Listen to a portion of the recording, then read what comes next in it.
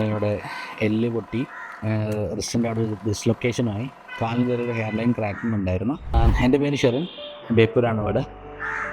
ഒരു 2.5 വർഷം മുന്നേ എനിക്ക് ജോലിയുടെ ഇടയിൽ ഒരു ആക്സിഡൻറ്റ് പറ്റിയിരുന്നു. ബൈക്കിൽ നിന്ന് സ്കിഡായി വന്നിട്ട് ഇവിടെ എല്ല് പൊട്ടി, റിസ്റ്റിൻ്റെ അവിടെ ഒരു ഡിസ്ലൊക്കേഷനായി, കാലിൽ ചെറിയൊരു ഹെയർ ലൈൻ ക്രാക്കിംഗ് ഉണ്ടായിരുന്നു. അപ്പോൾ അന്ന് മെഡിക്കൽ കോളേജിൽ നിന്നായിരുന്നു സർജറി ഒക്കെ കഴിഞ്ഞത്. അപ്പോൾ സർജറി കഴിഞ്ഞ് 1 വർഷം കൊണ്ട് ഇംപ്ലാന്റ് റിമൂവ് ചെയ്യണമെന്ന് പറഞ്ഞിരുന്നു ഉള്ളിലുള്ള.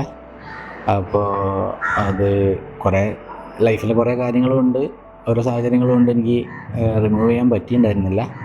അപ്പം ഞാനൊരു ഫ്രണ്ട് ത്രൂ ആണ് ഇവിടെ ധർമ്മഗിരി സെൻറ്റ് ജോസഫ് ഹോസ്പിറ്റലിലെ സജിത് ഡോക്ടറെ കാണാനിടയായത്. അപ്പോൾ ഡോക്ടറെ വന്ന് മീറ്റ് ചെയ്തു. ഡോക്ടറോട് തന്നെ ഇപ്പോൾ എക്സ്റേ ഒക്കെ എടുത്തു, കാര്യങ്ങളൊക്കെ നോക്കി പെട്ടെന്ന് തന്നെ എനിക്ക് സർജറിക്കുള്ള കാര്യങ്ങൾ ചെയ്തു തന്നു. മീറ്റ് ചെയ്ത് ദിവസങ്ങൾക്കുള്ളിൽ തന്നെ സർജറിൻ്റെ ഡേറ്റും കാര്യങ്ങളും തന്നു.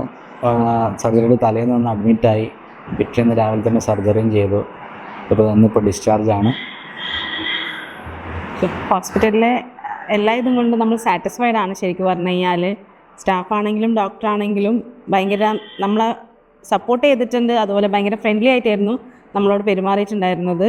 അപ്പോൾ ശരിക്കും പറഞ്ഞു കഴിഞ്ഞാൽ നമുക്കൊരു ഹോസ്പിറ്റൽ ഫീലിനേക്കാളും കൂടുതൽ എല്ലാവരും ഭയങ്കരമായിട്ട് ഞങ്ങളെ എന്താ പറയുക, എല്ലാ രീതിയിലും സപ്പോർട്ട് ചെയ്തിട്ടുണ്ട്. ഒരു മുഷിപ്പോ കാര്യമില്ലാതെ നഴ്സുമാരാണെങ്കിലും രാത്രിയൊക്കെ എന്തെങ്കിലും ആവശ്യത്തിന് വിളിച്ചു കഴിഞ്ഞാൽ എപ്പോഴും ആ ചിരിച്ച മുഖത്തോടെ തന്നെയാണ് എല്ലാ കാര്യങ്ങളും വന്ന് ചെയ്തു തരുന്നത്.